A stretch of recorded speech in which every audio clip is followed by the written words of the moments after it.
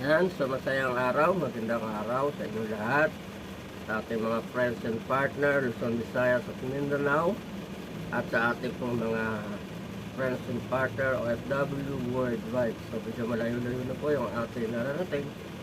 So, at salamat po sa Diyos dahil sa inyo pong pagsuporta at patuloy na panonood ng aking mga video. So thank you so much for you and to all my friends and partners. So ngayong umaga, pag-aaralan po natin ang kasaysayan ng isang babae na 12 taon nang inaagasa, ngunit pinagaling na ating Panginoon, that she was suffered bleeding by almost 12 years, you know? So ito po ay matatagpuan natin sa Marcos, no? At meron na po ibang talata dyan. So sa Marcos po, ito po yung aking kinuha dahil medyo maganda ang detalyado inalagay. So Marcos chapter 5 verse 25 to 34. So ikakwento na lang po natin. So dito po sa pagkakataong ito ay meron nga pong pupuntahan yung ating Panginoon, yung po anak ni Jairo na nag-aagaw buhay. Siyempre kung ating po itutuloy yan, alam naman po natin na ito pong anak ni Jairo ay nag-aagaw buhay at namatay na nga po yan bago dumating ang ating Panginoon. Pero bago po sila makarating doon ay marami pong tao ang sumama po sa kanya, at isa po ron yung babae ay inaagasan ng 12 taon, no? Yan po ay sa pasimula ng verse 25. So yung po yung babaeng yon ay inaagasan ng 12 years, at siya po ay kabilang sa mga taong doon ay nakisama sa ating Panginoon. Pagamat siya po ay may sakit sapagkat ang kanya pong nais ay gumaling, so nabalitaan niya po yung ginagawa ng ating Panginoon, kaya't siya po ay nagipagsiksikan kasama ng maraming tao, no? At ang sabi niya ay mahipo niya lang, no, yung damit ng ating Panginoon. So hinipo niya yung damit ng ating Panginoon, yung laylayan. But you think that she was touched the edges of the clothes of our Lord Jesus Christ, and she was healed. So ganun nga po ang nangyari, no? At pagkat yan po yung kanyang inisip na mahipo niya lang yung dawlayan o yung damit ng ating Panginoon, siya po ay gagaling. At dahil nga po doon, no, agad-agad siya po ay gumaling, no? Naramdaman niya po yon ng pagtigil ng kanya po bleeding, no? But ang ating Panginoon po ay nakaramdam ng isang kapangyarihan na lumabas sa kanya, no, sa kabila ng maraming tao, at siya po ay lumingon at nagtanong. So sabi niya, sino ba ang humipo ng aking damit, no?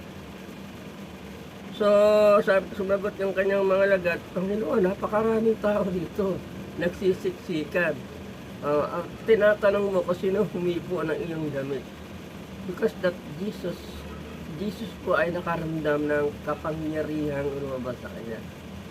Hindi po siya tumigil at nagtanong tuloy siya, at lumapit po yung babae sapagkat alam po ng babae kung ano nangyari sa kanya, no? That she was healed immediately when she touched the edge of clothes of our Lord Jesus Christ. So gumaling po siya at lumapit po siya na may patira pa, or he came to the Lord with scramble, and she will bow to him, no? Meron po siya yung panginginig at nagkira pa siya, at she said the truth to the Lord, no? And the Lord said to them, sabi ng Panginoon sa kanya, no, daughter, that you were healed because of your faith. So, na anak, pinagaling ka ng iyong pananampalataya. No? Umuwi ka ng mapayapa. No? At ganun nga po ang nangyari. The Lord said to them that go and with peace. No? And the Lord said that because of the faith of the woman. So, meron po suffering na nangyayari. So, thank the Lord sa talatang ito. So, sundan nyo na lamang po yun sa inyong Bible. Meron po kayo. Mark chapter 5, verse 25 to 34. So, ito pong kasaysayang ito ay patungkol nga po sa isang babae na ay tagal-tagal na pong may sakit. And according to the Word of God, no, they will spend a lot of his money, a lot of his finances, no, for his medication. They will go to many doctors to examine, no, herself, especially sa kanya pong karamdaman. And then, hindi po siya napagaling, no, ng mga doktor. At ang kalulungkot po, naubos po yung kanyang kabuhayan nang wala pong nangyari. No? Alam naman po natin na kapag nagkasakit po ang isang tao, lalo na kung magmaluba at tumatagal, ang una-una pong maapekto niya, hindi lamang po yung kanyang sarili, kundi yung kabuhayan. Napakamahal po ng mga gamot, napakamahal po ng bayad ng mga doktor. May mga libreng doktor sa public. Pero, magbabayad ka pa rin, lalo na kung malala yung iyong sakit. No? At ang masakit pong katotohanan, wala po siyang nakuhang kagalingan. At lumala pa ng lumala yung kanyang karamdaman. No?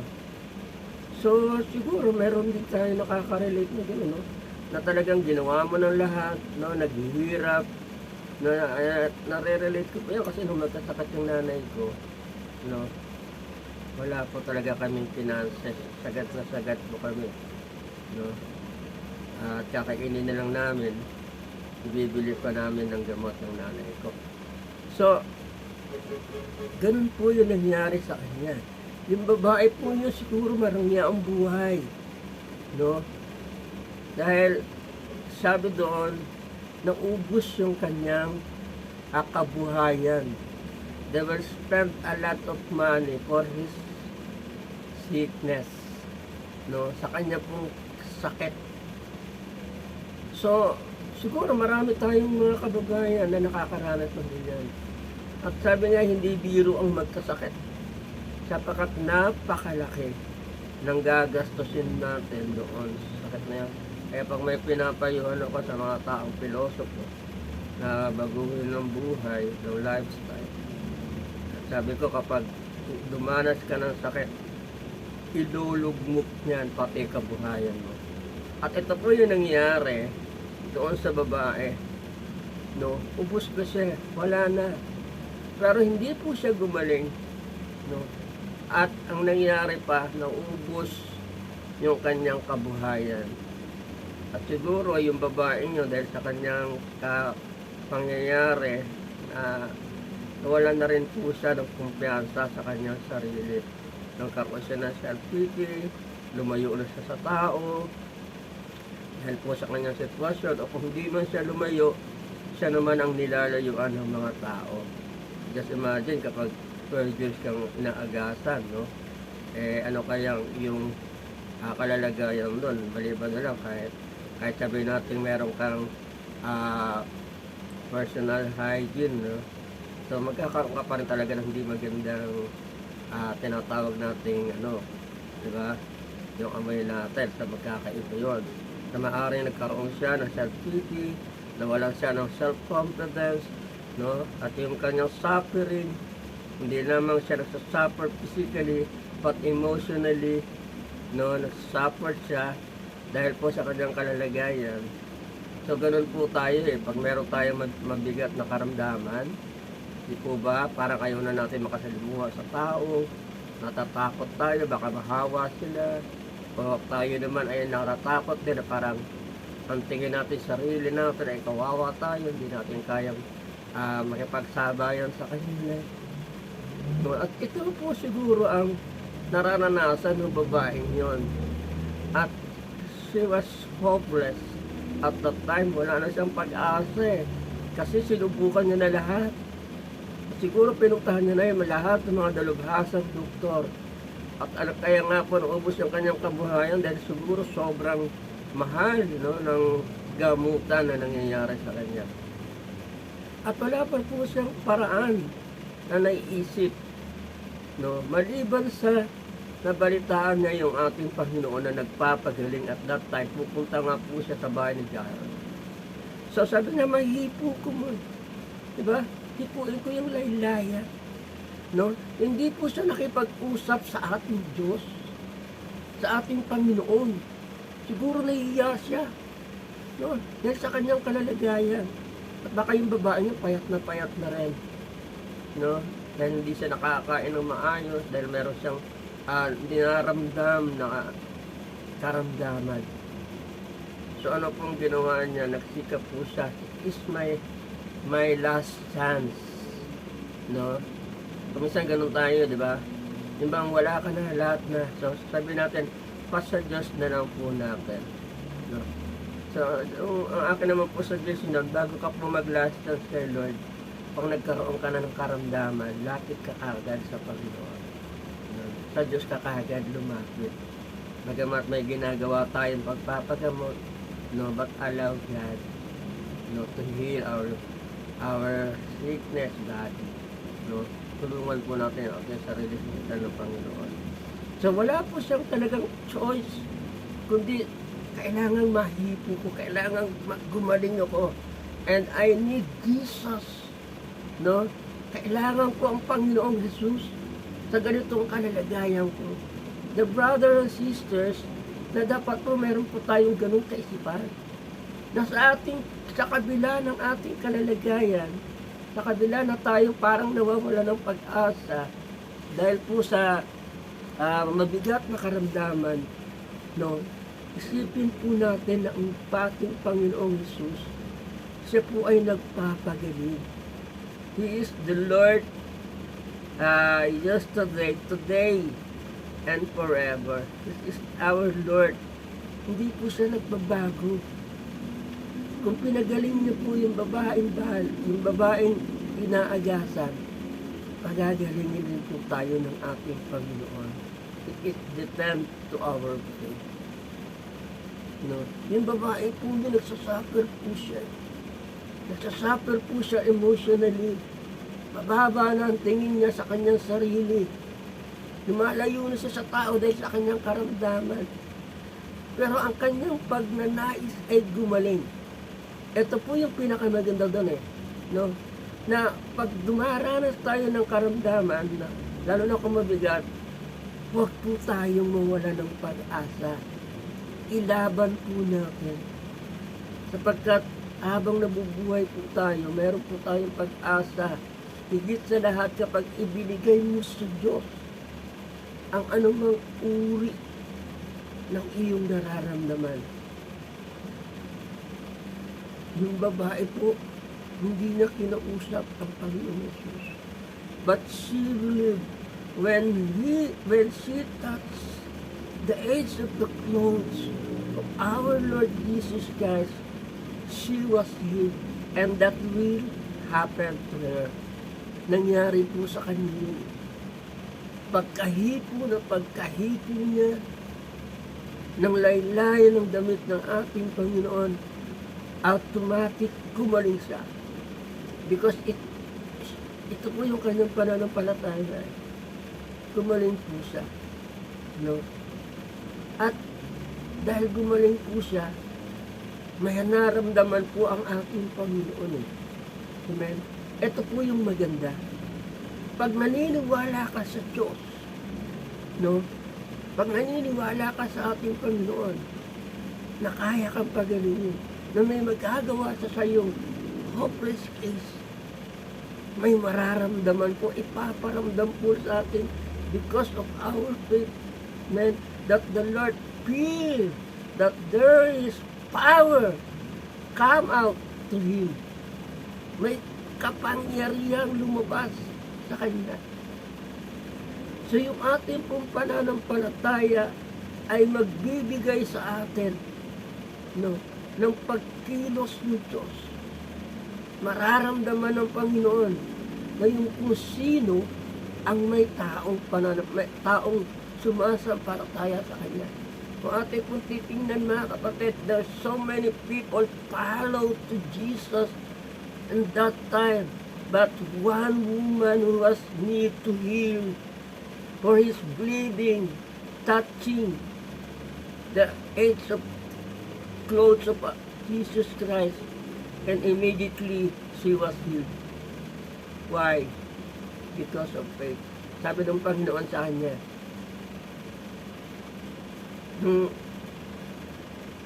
maramdaman po ng babae na hinahanap ng ating Panginoon kung sino hindi po sa kanya. Lumapit po siya, sabi, ako yun, Panginoon. Siguro sinasabi niya, wala na po akong pag-aasa, maliban sa iyo. Bagamat yung takot na kanyang nararamdaman, hindi po yung takot. Amen? Na baka anong gawin sa kanya ng Panginoon Jesus. Yung pong takot na kanyang nararamdaman, that kakaiba po yun eh. Bakit po? Just imagine, immediately, for so many years that she comes to the doctor, spends a lot of money for his medication, but he cannot ask anything, no? Wala siyang nakuha. Amen? Wala siyang nakuhang kagalingan. But in a seconds, then she was touched the edges of the clothes of our Lord Jesus Christ. She was healed immediately. No? 12 years po siyang nagkano ng medication. But wala pong nangyari. No? Wala pong nangyari sa kanya pong pagsisikap. Mga kapatid, anong kalalagayan mo ngayon?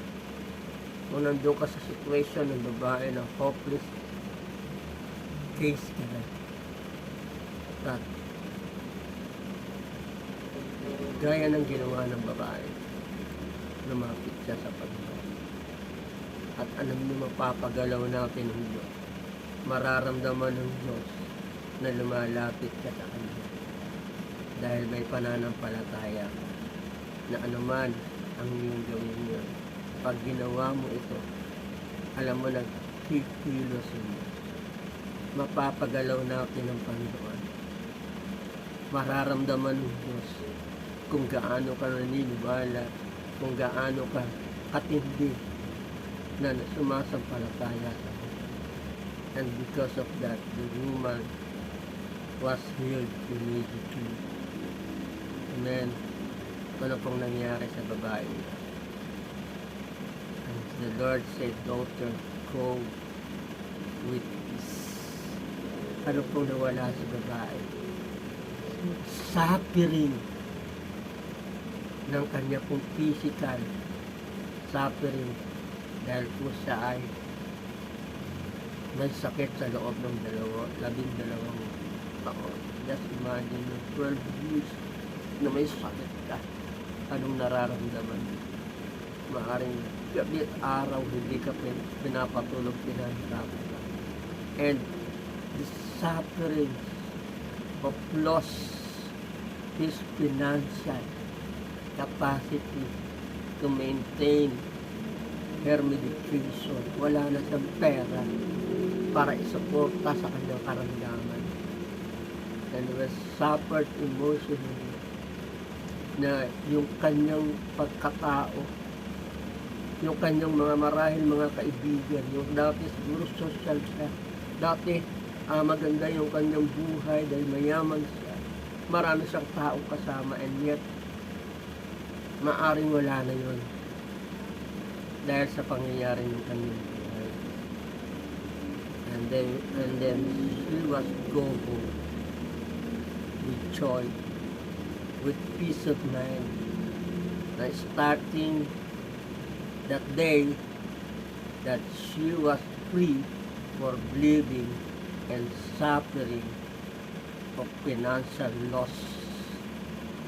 At maniniwala ako na yung babae yun bumalik sa dati niyang buhay at ang kabuhayan niya na ulit. Nagkaroon siya ng peace of mind because she was trust Jesus through faith that she was healed. Amen. Hallelujah. At maniniwala ako ngayon, kapatid, kaibigan, kung ikaw yan, you will lost your hope, you will lost many things, your emotion. You are now suffering of depression because of your condition.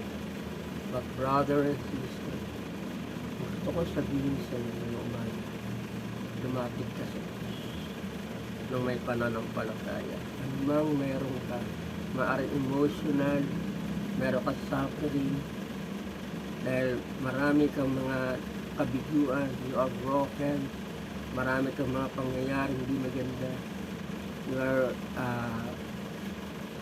suffered with sickness of emotion, suffer with the sickness of inferiority and displaced people because of your situation. Kapatid, kaibigan, ilapit mo si Diyos. The Lord heal you if you are now suffering for difficulties of sickness. The Lord heal you. Kung nagsasuffer ka ngayon sa iyong emotion, sa iyong kalalagayan, sa iyong financial capacity, na nahihirapan ka, the Lord will heal you. You will free for suffering, not only physical suffering to the woman, but for their financial loss, that she was free to buy medicine. Sa kanyang iisipin kung ano yung kanyang igagamot, kung ano yung kanyang bibili, dahil pinagaling sa ng Diyos. Hallelujah. Thank you, Father. Ikaw na nanonood ngayon, nais ko sabihin sa iyo, mahal ka ng Panginoon. May mga bagay na kung minsan nakakalimutan natin ng Diyos. Dahil sa sobra nating pag-iisip, dahil sa sobra nating stress, sa sobra nating kaabalahan. But I say to you this morning, today, you make God first to your life. Maliit man o malaki ang problema. Maliit man, magaang man o hindi, ang iyong sakit ang kailangan natin ang ating Panginoon. Ang babaeng inaagasan ng 12 taon, immediately pinagaling sa ng Diyos dahil nagtiwala sa Panginoon. Hallelujah. Panginoon, marami po salamat sa umagang ito. Diyos, sa araw na ito, tinataas ko muli sa iyo ang lahat ng mga may karamdaman. Lahat po, Panginoon, na nakakaramdam ng emotional depress, emotional suffering, dahil po sa kanilang kalalagayan, dahil po sa pangyayari sa kanilang buhay. Panginoon, pagalingin mo sila. Lord, sa pangalan po ng aming Panginoon Jesus, Lord, lahat po ng nanonood sa araw na ito na mayroon pong mabigat at higit na karamdaman, I pray, Lord, that heal them, touch them, Lord. Panginoon, alam ko, ang pananampalataya ang magpapagalaw, magpapakilos sa iyo. Kaya, Panginoon, sa pangalan po, Ama ng aming Panginoon Jesus, lahat po ng sumasampalataya sa araw na ito na sila po'y gagaling. Lord, touch them. Tulungan niyo po sila. Lord, provide their needs. Ikaw po ang siya mag-provide. Ikaw po magbigay sa kanila ng kapayapaan. Alam po namin, Lord, wala pong imposible sa iyo. Sa kabila ng kaabalahan mo, Panginoon, sa kabila ng maraming tao na nasa paligid at nakipagsiksikan, nagawa mo pa rin pagalingin ang babae ito dahil sa kanyang pananampalataya. Lord, sa pangalan po ng Panginoon Jesus, tinataas ko po sa iyo ngayong umaga. Ikaw na nanonood ng believe by faith, you are healed ng the Lord. Thank you, Father God. Salamat po, Panginoon. Salamat po, Ama, sa lahat ng ito. Thank you, Father God. In Jesus' name, amen and amen. So, kung nanood ka ng ating video at na-bless ka, so, believe it. Tandaan po natin, wala pong imposible sa Diyos. Kung tinanggihan ka na ng doktor, sinabi sa'yo may taling ng iyong buhay, magtiwala ka sa Diyos. Ano man ang mangyari sa'yo, nasa mabuti kang kamay ng ating Panginoon. Pag pinagaling ka ng Diyos, praise the Lord. Pag hindi ka pinagaling ng Panginoon, mas lalo kang nasa mabuting kamay ng ating Panginoon. So, always trust to the Lord. Sapagkat ang nagtitiwala sa ating Panginoon sa lahat ng oras, mayroon siyang kapayapaan. So, marami pong salamat sa inyo pong lahat. And I believe that Jesus Christ touched you. You will heal you. Ano man ang inyong karamdaman. Thank you, Father God. In Jesus' name, amen and amen. Salamat po sa inyong lahat na nanonood. Salamat po sa inyo pong patuloy na pagsubaybay sa video ito. Pagpalain po kayo ng ating Panginoon. Thank you and God bless you. In Jesus' name.